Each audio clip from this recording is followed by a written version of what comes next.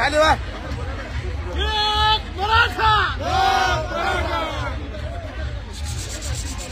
छत्रपती शिवाजी महाराज की महाराज ओ महाराज माऊली बाबाजी दोन मिनिटं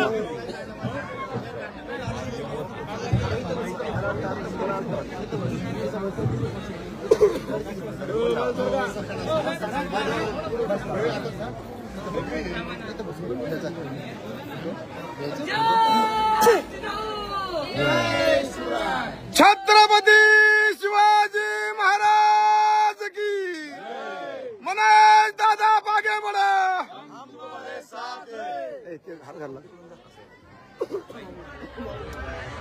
छत्रपती संभाजी महाराज की जय जिजाऊ। अरे तुमचं आमचं नातं काय जय जिजाऊ जय शिवराय रक्त रक्तात भिनलंय काय जय जिजाऊ जय शिवराय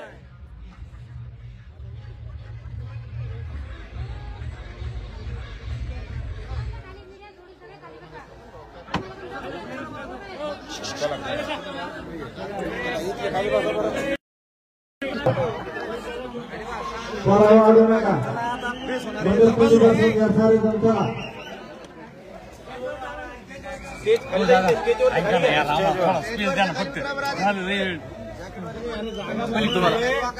कसं पाठवतो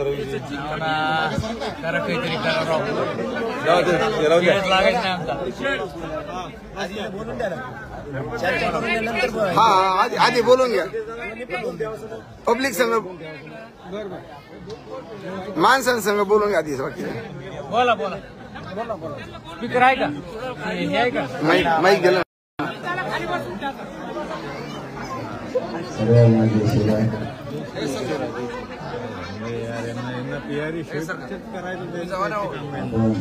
रिपोर्टर नावाला फक्त PRO जास्त आहे लोकांची या अक्षराची लढाई अंतरावली गावातून सुरू केली प्रत्येकाला जे वाटत नव्हतं नेमकं ते झालं विश्वास नाही बसेल स्वतःचा स्वतः एवढा मोठा कायदा पारित झाला असेल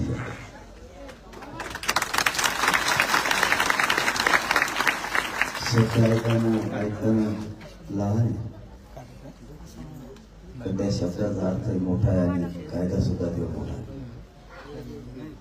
तो कायदा आता कायद्यात रूपांतर त्या अधिसूचनेचं त्या जियाचं कायद्यात रूपांतर करायसाठी सरकारला विशेष अधिवेशन घ्यावं लागलं आहे एवढा मोठा कायदा आहे वाटताना प्रत्येकाला वाटतं सगळा सोयरा शब्द म्हणजे काही कागदावरती लिहून घ्यायचा विषय ही खूप मोठा इतिहास झालेला आहे ज्याला कळतंय त्याच्या लक्षात येत आहे जर हा शब्द साधा असता तर आपल्याला 2 महिने नुसते एका गोष्टीसाठी झुंजावं लागलं नसतं सगळ्या सोयऱ्यांचा अध्यादेश काढायसाठी 2 महिने सरकारकडून टाळाटाळी होती त्याचा अर्थ आज जे घटनातज्ञ होते काही कायद्याच्या बाजूने बोलत होते काही कायद्याच्या विरुद्ध दिशेने बोलत होते पण जे घटनातज्ञांनी आजचं मत मांडलेलं आहे त्या मतावरून मराठा समाजाने समजून घेणं खूप गरजेचं की हा कायदा लहान नाही वाटलं याला मी चॅलेंज करू असं करू छोटा कायदा असता तर कोणी चॅलेंजचा शब्द काढला नसता आणि चॅलेंज का होत नाही आणि त्याची व्याख्या किती मोठी त्या शब्दाचं हे घटनातज्ञांनी सांगितलं म्हणजे घटनातज्ञ बापटसाहेब असतील किंवा उज्ज्वल निकम साहेब असतील त्याच्या डिबेट आता झाल्या आहेत त्यामुळे विषयावर हा कायदा मराठा समाजाच्या खूप हिताचा आहे हे आता आयुष्यभरासाठी झालं कारण या शब्दाचा कायदा नव्हता तुमच्या नोंदी मिळाल्या तुम्हाला आरक्षण मिळणार आहे नोंदीनुसार तुमच्या परिवाराला सुद्धा मिळणार आहे परंतु त्याच्या नोंदीच नाही त्याला देणं आणि हे खूप चॅलेंज होतं. माझ्यासमोर सगळ्यात जास्त चॅलेंज होतं की शब्द तर दिलाय, पण आता याचा कायदा पारित करायचा म्हणल्यावर सरकार तर ठेपायला येत नाही. आणि हे चॅलेंज तर आता आपण स्वीकारलंय. आता आपल्याला कडेला न्यावंच लागणार. मी ज्या गोष्टी बोललो नाही त्या आज बोलायला लागलो. इकडे शब्द देऊन बसायचं आणि तिकडं जर त्याचा कायद्यात रूपांतर झालं तर चॅलेंज माझ्यावर यायचं. आणि त्या शब्दात मराठ्याचं किती हित होतं हे मी पहिल्यापासून घेरलं होतं की या शब्दात मराठ्यांचं खूप हित आहे. कारण सगळे सोयरे म्हणजे एका माणसाचं नातं पुऱ्या राज्यात पसरलेलं आहे. आणि सरकारला सुद्धा टेन्शनचा विषय होता, खूप टेन्शनचा विषय होता. पण या आंतरवालीचा लढा गावकरी थोडा आता तरी समजून घ्या. हा लढा इतका मोठा झाला आणि या गावाने एक कायदा पारित केला. मला हे आंदोलन सुरू करताना प्रत्येकाला काय वाटत असेल आणि आता काय वाटतंय लक्षात असून घ्या. इतक्या लांब ही लढाई जाईल कधी गावकऱ्यांना वाटलं सुद्धा नसेल. मला नव्हतं वाटलं. ही लढाई इतक्या लांब गेली. आजची परिस्थिती अशी, खरंच सहज म्हणलो मी मुंबईच्या गल्ली गल्लीत बसा आणि खरंच मराठ्या गल्ली गल्लीतच बसा. भयानक कुंकुडून फोन यायची. ते म्हणायचे तुमचे लोक तिकडे गेले. म्हणलं मी तर काय करू. काही काही पोट्टे तर त्या काय गेट आहे ते इंडियाच गेले ते तिथं काय करून कार्यक्रम होता ते म्हणजे आम्हाला बघून द्या. म्हणलं तुला काय करायचं ते बघून नाही. आणि सांगायला कसं लागले त्या कार्यक्रमाला मराठीची एंट्री कधी म्हणजे न कुठं कुठे लागली. कोणत्या कोपऱ्यात तेच मी इकडंच वाशीला तरच आजच माझं बरोबर. मला त्या डिसिप्लिनचे त्यांचे फोन आले, प्रत्यक्ष भेटले. ते म्हणले तुम्ही इकडे थांबलो तिकडे सगळं ग्राउंड फुल झालं. म्हणलं इकडं बसा जागा नाही म्हणून गेले असेल. नाही म्हणले ते झोपले त्याच्यामध्ये. आणि जरी आमच्या संघचे लोक तिकडे गेले असते तर तिकडचा कोपरा सगळा पॅक झाला असेल. म्हणजे मराठा समाजानं सुद्धा याला राज्यातल्या खूप साथ आहे. काय लोक एक ओढले राज्यातली. मला सांगतो नगर पासून मला पनवेलच्या पाठीमागे थोडं गावाने सांगताय ना मला रोडच नाही दिसला कसला असतो. सगळ्या रोडवर लोकच तरी त्याला आरक्षण मिळणार. त्यांच्याकडून आपण आणखी दुसरी गोष्ट बांधून घेतली. कारण हे मुख्य व्यासपीठ आहे म्हणून मला इथं मस्त दमलोय. पण इथं काय गोष्टी सांगणं गरजेचं म्हणून सांगतो. मराठवाड्यात नोंदी कमी सापडले. तुम्हाला महत्वाचा आधी एक सांगतो. या कायद्याविषयी किती गैरसमज झाले. हो कायदा आणि याला कोणीच चॅलेंज करू शकत हे तुम्हाला मी ते ठोकून सांगतो. कारण ज्यावेळेस 11 वाजता आमच्याकडे घेऊन आले त्यावेळेस मुंबई हायकोर्टाचे सगळे ज्येष्ठ वकील मी बोलवले, अभ्यासक बोलवले, तज्ज्ञ सुद्धा बोलवले. आणि सगळ्यांनी 11 ते 3 वाजेपर्यंत एका शब्दाचा किसच पाडला. इतके एका शब्दावर तुटून पडले सगळे. आणि एकूण सगळ्यांनी सांगितलं याला काहीच धोका. आता ते आपले होते म्हणून म्हणजे. पण आज ज्या बाईट झाल्या जे मतांतर त्याच्यावर झाले, घटना तज्ज्ञ म्हणते की याची व्याख्याच इतकी भयानक आहे की याला काहीच होऊ शकत. त्यामुळे ही कायदा खूप मोठा तयार झालेला आपल्या समोरसाठी. तुम्ही थोडासा जरी शेतकरी असला तरी निवांत विचार करा. आपल्या लेकरासाठी हा कायदा बांगला आयुष्यभरासाठी किती मोठं काम या गावानं या समाजाने केलं. महाराष्ट्रातल्या सगळ्या समाजाने खूप मोठा कायदा आहे. त्याच्यातून मराठ्यांच्या पोरांचं भविष्य आता थांबू शकत नाही. आता मराठवाड्यात काही नोंदी कमी होती. आपण त्यांना 1884चं गॅजेट घ्यायला लावलं. आता ते शिंदे साहेबाच्या समितीकडे देणार आहे आणि ती समिती त्याला आता शासकीय दर्जा त्याला अगोदर द्यावा लागणार आहे, तरच ती घेत आहे. 1884च्या जनगणनेत सुद्धा कुणबी तर तेही आरक्षणात मराठ्यांना जाता येते आणि ओबीसी आरक्षणातून मराठ्यांचाच फायदा होतो.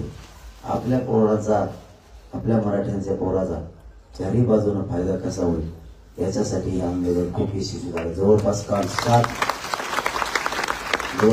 7 शासन निर्णय झाले. शासन निर्णय काल 7 झाले. त्याच्यात अधिसूचना 2 आहे, राजपत्र 1 आहे. म्हणजे राज्यपालांपासून मुख्यमंत्र्यांपर्यंतचा आदेशाचं सुद्धा पत्र फक्त आता कायद्यात रूपांतर होण्यासाठी अधिवेशनाची आवश्यकता आहे. तर अधिवेशन आता लगेच या फेब्रुवारीच्या पहिल्याच आठवड्यात आहे. तेही कायदा लागून जाईल. म्हणजे 8, 12, 13 दिवसात आपल्या डोक्यावरचं सगळं वजन आता कमी होणार आहे. कोणी काही केलं तरी या महाराष्ट्रातल्या मराठ्यांना 100% यावेळेस विजय मिळवला आहे. आता समोरच्या विजय मान्य नसल्यावर ते म्हणणारच निवडणुकीत नसतं का एका मताने पाडलं तर ते कोरडं म्हणतच नाही. ते म्हणतो एकच काही पडलं नाही, मी निवडून आलो कळला म्हणणं. तसा कायदा झालाय. आता ज्याला मराठ्यांचं वाईट करायचंय, ज्याला मराठ्यांविषयी कधी विष ओकायची सवय, तो किती चांगलं झालं तर ते म्हणणार आहे चांगलं नाही झालं. सवय बेकार असते. कधी पण शेण खायची सवय लागलेली, मग कोणाच्या लेकरांचं चांगलं झालेलं ते पडणार नाही. त्यामुळं कुणी काही केलं ह्या कायद्याला आता काहीच होत नाही. त्यामुळं हिला यशस्वी झालेला आहे. आता पुढं काय करायचं यासाठी मला वाटतं आपल्या गावकऱ्यांनी उद्या कोणी शेतात न जाता 12 वाजता आपण सगळे माता माऊली गावकरी भेटी घेऊ. दादाच याचं पूर्ण श्रेय, मी हे श्रेय घेत नाही. सगळ्या माझ्या सोबतच्या असलेल्या बांधवांनी सगळ्यांनी साथ दिली, त्यांचंही मनापासून धन्यवाद. आपले जे बलिदान गेले त्यांचंही स्वप्न पूर्ण झाले, तीही जबाबदारी आपल्या खांद्यावर होती. खूप जणांवर केसेस झाल्या, त्यांचंही स्वप्न आरक्षण होतं, त्यांचंही पूर्ण झालं. आणि या अंतरवाली गावात आणि परिसरातल्या ज्या माता माऊल्यांचे डोके फुटले, रक्त सांडले, त्यांच्या रक्ताचा बदला आपण मराठ्यांना आरक्षण देऊन घेतलाय. तुमचं रक्त वायाला जाऊ दिलं नाही, तुमचे झालेले हाल हेही वाया जाऊ दिले नाही. तुम्हाला मार लागला आणि मग मी अर्धवट सोडलं असं केलं नाही. तुमच्या रक्ताचा बदला, तुमचं रक्त सांडलं, महाराष्ट्रातल्या लेकराचं कल्याण झालं, त्याचा पूर्ण बदला आपण घेतला. पोराला गोळ्या लागल्या, कित्येक जणांचे हात मोडले. आरक्षण मिळावं हे उत्तर मनापासून समाजाच्या वतीनं त्यांचे आभारही मानतो आणि त्यांना धन्यवादही देतो. आपल्या या लढ्यात आपल्याच खांद्याला खांद्या लावून प्रचंड ताकदीनं आपल्या सोबत राहिले असे प्रिंट मीडियाचे आणि इलेक्ट्रॉनिक मीडियाचे या बांधवांचेही आपण कडकडत टाळ्या वाजून त्यांचं मनापासून आभार मानतो. त्यांनी कमी त्रास नाही सहन केला. आमचे सगळ्या एक सफारी शिव असं सांगितलं होतं, आपण ते लवकर शिवणार. सफारी कापड्याचे बरं का ते गाडी बनली. मी एकदा म्हणलं होतं तर आपण सगळ्या सफर घेऊ. 2-3 जणांना असं उड्या आणलं तेवढं सफर म्हणलं होतं, मग कल्याण झालं. म्हणलं कल्याण मध्ये तो गाडी समजीशी नाही ते हे आपले कपडे. त्यांनी खूप संघर्ष केला. त्यांचे खूप त्या दौऱ्यात लगातार ते संघ होते. सगळ्या प्रतिनिधी बांधवाचे, कॅमेरामनचे सुद्धा मनापासून मराठा समाजाचे होते ना, मी तुमचे उपकार कधी जाऊ दे, उद्या जाऊ. आज जरा दोन दिसत नाही. मित्र गरव ठरतात होय. तुम्ही आता येऊताना का तुमच्या कड्यात वाजत हो घरी एकाला जवळ देत नाही. मला जवळपास तुमचे सगळ्याचे घर माहिती आहे. पण तिसऱ्या दिवस वाजत होते म्हणजे काय आला रे. मला मी सगळ्या जमा झाल्या जवळपास. कोणाच्या घर कुर्सी काय जेवण त्यासाठी येते तुमच्या घरी, तुमच्या घरमध्ये. म्हणजे एखादा इकडं नाही आले की आणला जोडून झोपायला ते संघर्षातली कला आहे. एकमेकाला किती त्रास झाला पण हसण्यावर न्याला पळाले तसेच इकडं बरं गाय. एकदम असा पळाला उसात नाव सांगत त्याला तेव्हाच खून द्या. आता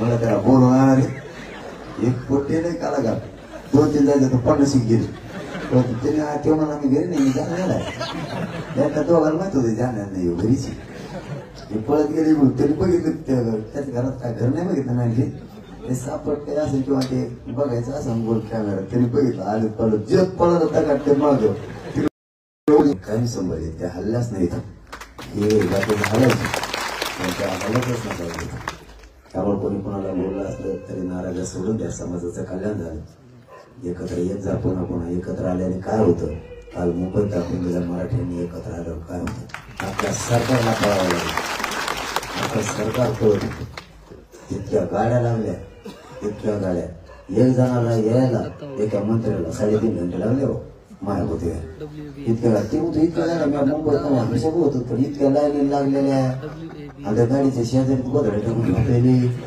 आणि लोक कोणी रे आम्हालाच सांगतो विचार देते कोणी रे म्हणजे फोन नाही कलाकार रस्त्यात आपल्या एका जागा होता ढेरा ते कोणतं गाव होतं काय किंवा हवेला आम्हाला जायचं खालून ही गोष्टी बोल आणि त्यांना रोडला जरा ट्रॅफिक कमी असेल त्यांना रोडला मोकळाच खबर रस्ता जेव्हा गॅस ते उतरला ते खेळून सुरू येईल भातन ते अरे ते म्हणले मग आम्हाला मोकळं फटाकडे खेळ उठवण्यात यायचे ते म्हणजे आम्ही तांदूळ शिजवतो उठत नसतो सगळे ट्रॅफिक जाम तांदूळ यायचे सुद्धा तांदूळ लवकर आपल्याला चांगला माहिती यांनी मी खूप कला केला पण या लेकरांचे आंतरवाडीकरांच्या बांधवासून लय हल्ले कोणाचं पाणी मिळालं नाही मिळालं कुणाला पाणी नाही मिळालं आंघोळीला काहींना पांघरा नाही मिळालं लय हाल झाले पण मला कोणीच म्हणलं नाही की माझे लय हाल झाले सहन केले त्यांनी कोणा डास चावले पनवेल पासून वाशीपर्यंत 30 किलोमीटर अंतर इथून तिथून रोडवर पुढे झोपलेलं 30 किलोमीटरवर इतके लोक होते सोबत लय म्हणजे हाल सुद्धा तितके सहन केले फुकट नाही आणि इथून तिथूनचा त्यांनी प्रयोग बघितला ते म्हणलं मी मुंबईत आल्यावर अवघड होणार आहे कारण नवी मुंबईची ही परिस्थिती आहे तर मुंबईत आल्यावर अवघड आहे कुठे झोपत येत झोपत येत कटोच झोपत येते जे रंगवडी ते थंडी वाजली दुसरीकडेच घेऊन जायचं ते सकाळी माझ्याकडे ते माझ्या दादा याला सांगा समजा मला थंडी वाजली रगत घेऊन पळत जायचं आता म्हणलं तुम्ही 15 किलोमीटरवर मी 15 किलोमीटर याला कवा सांगू तिथे कोण कोणाच्या उशा घेऊन जायचं इतके हाल झाले तरी सहन केले मी एखाद्या वेळेस कदाचित जर फेरफटका मारणाराची तसे धुमता करून झोपलेला असायचे कोण थंडी मिळत पण नाही आले मी स्वतः बघितलं हे सोपं नाही हे बोलणं म्हणजे काय सहज बोलणं नाही त्याने प्रत्येकाला त्याग वरला तिथे प्रत्येकानं आपला आपला संघर्ष वरला तिथं तवाई झाली कोणाला किती किती आजार आहेत कुणी कशाचा विचार नाही केला जिथं जागा मिळत तिथंच गाड्या लावल्या त्या मार्केटमध्ये तर मार्केट इतकं टप्पू होतो मी पहिले किती गाड्या लावल्या त्याच्यात गाड्या घ्यायला लावल्या त्यांचं दार सोडून लावायचं दुकानाचं नेम दारात लावा त्या दुकानदाराला शेटर सुद्धा मूर्खत आहे ना आणि त्यालाच म्हणायचं मोठ्या गाडी लागावं गाडी निभार असून एका जागेवर तर मार्केटच जाम केलं ते मार्केटचा अध्यक्ष मार्केट ते मला म्हणले अरे काढतो तुम्ही सांगितलं तरी आणि तिथे गेल्यावर मला आधी हा म्हणल्यानंतर मला म्हणते पाटील म्हणले तर काढत असतो बाजूला असून तो आता त्याला हे करते माझ्या पुढे त्याला माझ्या पुढे 1.5 घंटा लागला चिवरू घेतले त्याला ते पाणी तितक्या करते घुसले होते पांढरे कपडे त्याचे हे तिकडून लुटलं ते तिकडून लढले ते तिकडे इकडे ते रडत पडत नाही कसं ते मला बाहेर जायचंच नाही आता मला कोण ते मला तुम्ही येऊन सोडीत असले तर जातो गाड्या काढायच्या वरून मला होती मला बाहेर जायचं टेन्शन आलं मला येत मला कशी मला टोपी हे आम काही तम काही जर मी आता मनाने बाहेर गेलो तर त्यापर्यंत जावं मला तुम्ही दिवस सोडा मला असतो गर्दी तितकी पोरांनी एवढं त्रास सहन केला काय ती का गाडी म्हणजे काय त्यात थंडी थोडी थांबली हा थोडंफार साधं ठीक आहे तात्पुरता आधार परंतु हवा कोणी कुठून येणारच आहे त्याच्यात पाऊस लागला तर कोणी कुठून तरी येणारच गाड्या काही पोरं इतके निवार होते समाज खरंच समोरून येऊन बघा समोर येऊन बघा लांबून नाही काही पोरं इतके निवार होते ते जर सकाळी बसले ना ते वर टापाडाव संध्याकाळ तो खाली उतरतो देव म्हणजे दुसऱ्या दिवसा सूर्य बसतो त्याला थंडी वाजत नव्हती तुम्ही पाण्यालावरच मी म्हणलं कसे थंडी वाजत नसा मग काही काही इतके नाही वाट आणि तीच धास्ती भरायची आपल्यातल्या अर्धे पोरं पाण्यालावरच देव ते सरकारवर असे कमून येत पाण्यावर त्याला ते घेऊन वाटायचं ना आताच इतकं निभार दिसतंय म्हणल्यावर पाण्यालावरच होते ना ते म्हणजे पोरांची मनस्थिती मराठा आरक्षणाशी कट्टर झालेली होती हे आता मिळायचं म्हणजे मिळायचं इतकं कट्टरपणा पोराच्या अंगात आला होता त्यामुळे त्यांनी तो त्रास सुद्धा सहन केला एका जागेवर गाडी बिघडली होती आजच्या रोडच्या पलीकडून उठवली मोजतो डायरेक्ट ते मला पुढे ढकली तुम्ही पुढे काय करत पलटी होईल काय होईल उचलले ठेवली ते रोडच्या खाली या होताना बघितले का त्यांच्या ध्यानात यायला लागलं या अवघड आपले काही पोरं होते ते स्वयंसेवक मिलिटरी काढली होती ते सारखेवाल्यांची माणसं लोटायला ते पोरं घुसले ना धनात पब्लिक थांबवायचे ते डिशी बाजूला भरायला ते म्हणतो यांना कसं काय एवढं लोटी आमचे लोक बेजार झाले म्हणे फुले मग कपडे बघा म्हणे कसं भिजलोय आणि यांना कसं यांना ट्रेनिंग नाही काहीच नाही हे मराठ्यांच्या पोरांच्या न्यायाच्या अंगातली दग होती ती रोज होता आम्हाला मिळालं पाहिजे आणि त्या धगीत आणि त्यांच्या विचारात ते लोक सुद्धा इतके बाजूला सारत होते ते सारलेले बघून सरकारला वाटायचं आपल्या पोलिसांना पब्लिक भागत नाही त्यांना पब्लिक भागती आणि हे दोन शिकणे आले 5-50 तासा घुसले आणि हे जर सगळेच असे असले तर समुद्रातले सगळे दगड उचलून न्यायचे म्हणून त्यांनी ते त्यांच्या डोक्यात आलं हे नवीन विषय मिळते त्याला बरा हे जर पुढे आले तर अवघड खेळ तरी पुढे गेलेच चला मला तुम्हाला एवढंच सांगायचं होतं की आपल्या मराठा समाजासाठी मोठा कायदा पारित झालाय 5-7 विषय झाले गुन्हे मागे घेण्याचाही झाला शिंदे समिती पुन्हा मराठवाड्यात काम करणारी तिची मुदत वाढ सुद्धा घेतली आणि मोफत शिक्षणाचं सुद्धा मुलींसाठी सध्याचं ते झालं आता ते 15 दिवसांनी पुन्हा त्याच्यात दुरुस्ती करावं लागणार आहे कारण तो शासन निर्णय झालाय शासन निर्णयाला 15 दिवसांनी पुन्हा दुरुस्ती करावं लागते मुलांसाठी सुद्धा मोफत शिक्षण पिटिशनचा निकाल सुद्धा देण्याच्या बाबतचे पत्र सगळे दिले जवळपास 7 ते 9 निर्णय झालेत नुसते इथून मुंबईला गेल्यामुळं इथं बसल्यामुळं राज्यावर दबाव राहिला आणि दबाव राहिल्यामुळे सगळे कामं झाले आता उद्या 12 वाजता मात्र आपण सगळे या उद्याचा निर्णय सगळा घ्यायचा मिळायच्या बांधवांना विनंती उद्या या काय होतं बघू चल धन्यवाद जय शिवराय तुमचं